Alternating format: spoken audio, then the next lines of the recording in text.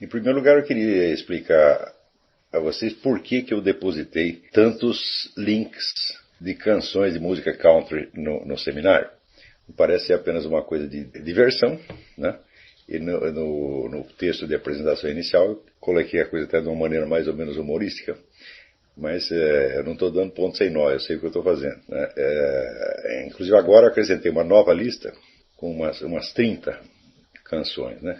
O motivo de colocar isso para vocês é o seguinte: você ter uma bela coleção de melodias na cabeça é uma das boas maneiras, vamos dizer, de você captar de algum modo o seu próprio ritmo interior, sua própria melodia interior e viver mais diretamente conectado com a dimensão mais profunda da sua personalidade. Para isto, lamentavelmente, a música clássica não serve, porque a música clássica se define sobretudo pela sua estrutura e pela sua ordem. Ela é uma espécie de música de segundo grau que vai usar certas melodias primárias apenas como matéria-prima para a construção de estruturas mais complexas. Então você tem que entrar, para quando você ouve música clássica, você tem que entrar no roteiro que ela está determinando para você. Ela segue uma certa ordem e você tem que acompanhar aquela ordem. E no caso, eu estou me referindo mais, vamos dizer, a melodias separadas, a uma enorme coleção de melodias separadas,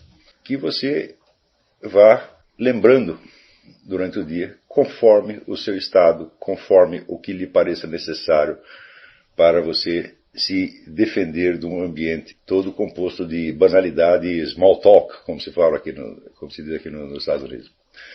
Né? Isso ajuda muito você a ter um certo senso de continuidade interior.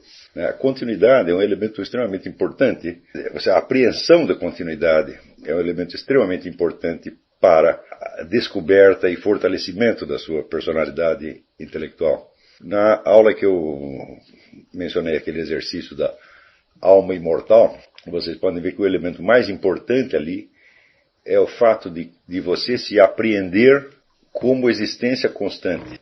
Você adquire um senso de uma continuidade que transcende a própria continuidade das sensações físicas recebidas.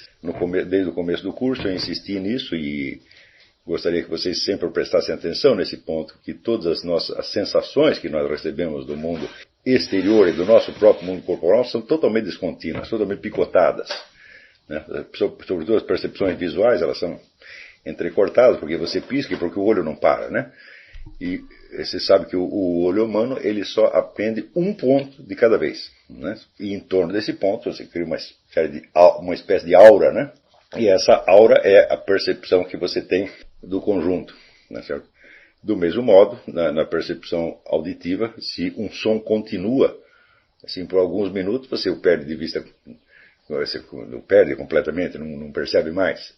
Né? Então, todas as nossas sensações, as sensações tácteis, então, talvez mais breves ainda, né? E assim por diante, sensações gustativas, nenhuma sensação dura, tá certo? E o fato de que este material recebido pelos sentidos é todo fragmentário e atomístico, por assim dizer, foi o que levou o famoso Kant a supor que há algo em nós que unifica a percepção, essas percepções, e, entre aspas, constrói com elas um mundo exterior. Né? O Kant não estava de todo errado, ele só estava errado ao achar que o que produz esta mágica é apenas uma espécie de regra de jogo que está por baixo de toda a nossa vida mental, essa regra de jogo que ele chama as formas a priori porque são anteriores à experiência, embora só apareçam no decurso da experiência. Você só toma consciência delas no decurso da experiência e até depois da experiência, mediante a análise do que se passou. Não é isso? Então ele vai dizer das formas a priori da percepção, que são o espaço e o tempo, e das formas a priori do raciocínio, que são as categorias, os princípios lógicos, etc. De modo que ele não está totalmente errado ao dizer que nós unificamos, de algum modo, a percepção do mundo exterior. Tá certo? Ele está errado ao achar que isso é um processo mental. Né? Um sujeito que só existe mentalmente, que só existe para o seu próprio pensamento, teria ainda uma existência ainda mais tênue do que a das percepções do mundo exterior.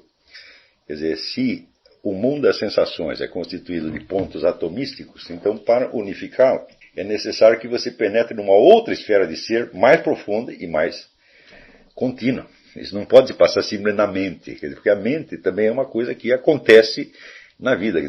Pensar, né, é apenas um elemento do conjunto de experiências que nós temos. Então, não é possível você encontrar essa força unificadora numa esfera puramente cognitiva. Tem que ser numa esfera ontológica. Tem que ser não um conhecimento, mas um ser, efetivamente. Né? Não uma forma de conhecer, mas uma forma de ser. Então, para isso, para compreender esse processo, você só tem um jeito: você descobrir, por baixo da sua experiência cotidiana, sua experiência diária, uma esfera de ser que seja mais duradoura, tá certo? E mais contínua. E isso é exatamente, né, o que aparece naquela experiência que nós chamamos da alma imortal. A alma imortal subentende, então, a possibilidade de um conhecimento que transcende não só o pensamento humano, não só o pensar, mas transcende os próprios órgãos dos sentidos. Para ilustrar isso, eu mencionei os casos, vamos dizer, de percepções obtidas em estado de morte clínica, né?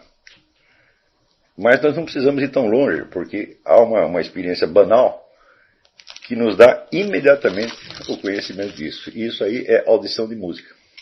No famoso livro Sound and Symbol, esse grande musicólogo e filósofo que foi Victor Zuckerkandl, ele levanta ali o problema da surdez tonal. Quer dizer, pessoas que, quando ouvem uma música, elas percebem os vários sons, mas não formam melodia, não são capazes de reconhecer a melodia. Tá certo? E eu até comentei num artigo do Diário do Comércio que certas experiências recentes tinham demonstrado que o Victor Zuckerkandl tinha muito mais razão do que ele imaginava, porque os camaradas mediram reações cerebrais, né, em várias pessoas com audição normal e com surdez tonal. E notaram que não havia a menor diferença nas reações cerebrais de um e de outro. Ou seja, as áreas do cérebro que eram ativadas quando uma pessoa normal ouvia as melodias eram exatamente as mesmas e funcionavam do mesmo jeito que nas pessoas que tinham surdez tonal. Então isso quer dizer o seguinte: o reconhecimento de melodia definitivamente não é cerebral. É um mistério, nós não sabemos como é que se dá. Tá certo? O fato é que isso não é sintetizado no cérebro. É sintetizado onde? É sintetizado na sua pessoa. Não vamos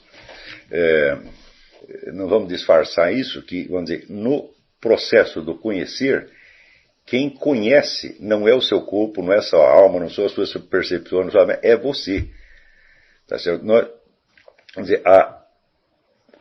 não vamos caminhar nenhum passo na compreensão do ser humano se nós começamos por dissolver a unidade do próprio objeto que nós estamos estudando, né? E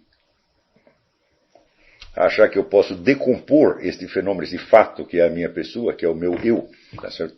Nos seus elementos constitutivos. Memória, linguagem, pensamento, etc, etc, etc.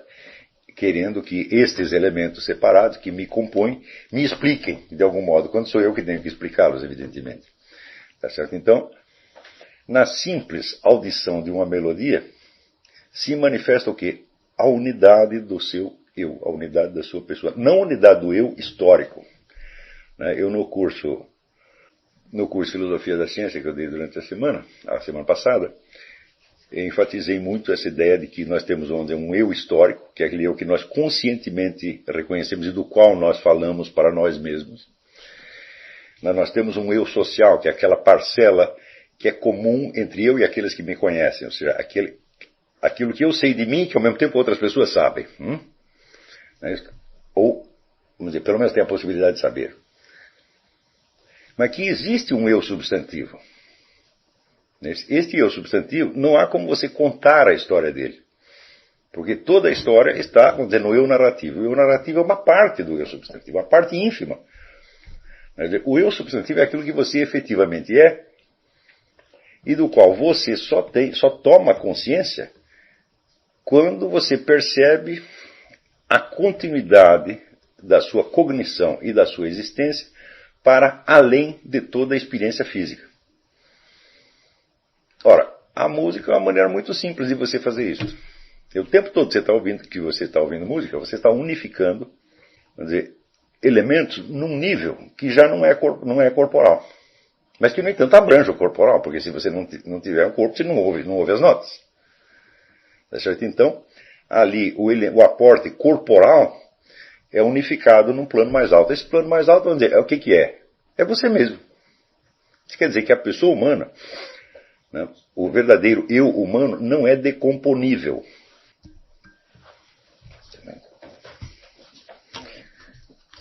Ele não é decomponível. Ele pode ser analisado, mas não decomposto, de certo modo. Quer dizer, tudo aquilo que o compõe tem de estar junto e é unificado num plano superior que, na verdade, é indizível. E esse indizível, o que é? É você mesmo. Tá certo? Então, às vezes fico assustado de ver como se tornou normal na nossa cultura as pessoas procederem como se elas não existissem. Como se elas fossem apenas aglomerados de elementos. Às vezes eles dizem corpo e alma, né? Matéria e espírito, ou então dão os nomes das várias faculdades cognitivas, né? Memória, linguagem, etc, etc, etc. E querem que isto as explique. Eu digo, não, isso não é possível. Você não pode, vamos dizer, explicar o todo apenas pela enumeração das partes. Porque depois que você enumera as partes, você tem que dizer qual é o fator unificante. E esse fator unificante não é uma função, não é uma faculdade, não é uma parte. É exatamente aquilo que se chama eu. É isso? O eu, então, tomado na sua totalidade e abrangendo, portanto, também o eu narrativo e o eu social. Né? Digamos assim que esse eu profundo, o eu verdadeiro, constante, ele aparece, por exemplo, na experiência da confissão, como em Santo Agostinho. Né, onde o eu se coloca perante o observador onisciente e quanto mais ele vai falando de si, mais ele descobre a respeito de si. Quer dizer que a narrativa não abrange o eu. Ao contrário, o eu abrange a narrativa. Né? Eu estou contando uma coisa e no mesmo instante eu fico sabendo de mais coisa que não estava na narrativa. E isso acontece nitidamente nas confissões de Santo Agostinho. Quer dizer, esse confronto da pessoa com o observador onisciente tem este efeito. E ali você não tem outra saída senão você reconhecer que você é um elemento não redutível às suas partes ou aspectos. No entanto, a gente vê que raríssimas pessoas têm uma ideia consciente, né, deste verdadeiro eu no qual elas consistem. Elas falam de si mencionando apenas as suas partes, tá certo? E às vezes reduzindo-se às suas partes, né? O indivíduo, por exemplo, que acredita que é o cérebro dele que compõe o seu eu, né? Ele está primeiro se reduzindo ao eu narrativo, né? Em segundo lugar, reduzindo este eu narrativo a uma função neuroquímica. Sendo que até hoje não se descobriu nenhuma relação entre qualquer fenômeno neuroquímico e um negócio chamado consciência. Nunca se descobriu e nunca se descobrirá. Tá certo? Porque os fenômenos neuroquímicos são aspectos, são partes que justamente este eu unifica.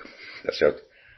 Então, a gente vê que ao longo do século XX, muita gente se queixou, vamos dizer, da fragmentação da imagem do mundo, né, da fragmentação da consciência, etc, etc. Mas não há como você parar essa fragmentação se, em primeiro lugar, você não decretar que você mesmo existe. Existe, vamos dizer, como um ser perfeitamente real, perfeitamente contínuo e que não pode ser conhecido como objeto. Só pode ser conhecido, de fato, como sujeito agente. De modo que qualquer quantidade de informações que você colete sobre você mesmo, seja na experiência da vida, seja em livros de psicologia, etc, etc, pode ajudar, pode atrapalhar. Ajuda se você entender que tudo aquilo é elemento. Na metafísica vedantina existe aquela famosa prática de você perguntar quem sou eu. Tá certo? E você vai analisando parte por parte, dizer, bom, eu não sou as minhas sensações, eu não sou a minha memória, eu não sou isso, eu não sou aquilo. No fim chega à conclusão que você é o Brahman. Isso está totalmente errado porque você não é o Brahman. Não é e nunca será. Né? Então, essa análise vai muito bem até um certo ponto. De repente ela dá um salto. Quer dizer, superando sucessivas decomposições do eu, ela dá um salto em seguida para uma unidade absoluta. Mas isso, na verdade, é fugir do problema. Porque entre esses vários elementos separados que compõem a minha psique e a unidade absoluta, tem que ter alguma coisa. Tem que ter um intermediário. Né? E esse intermediário é justamente o que nós chamamos de alma imortal humana.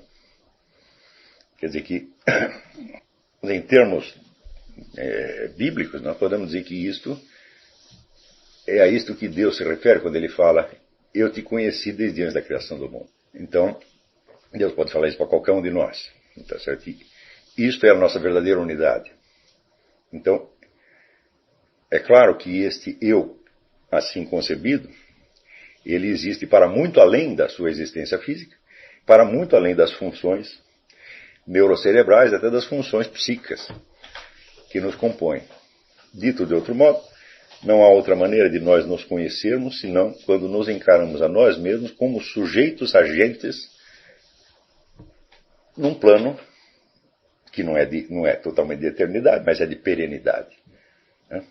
Quer dizer, é na perenidade ou na eviternidade que nós existimos. Nós não existimos na eternidade, porque nós fomos criados. Eterno aquilo que é o incriado, o que nunca foi criado, o que sempre existiu. Nós não somos assim, nós fomos criados. Então nós temos um começo.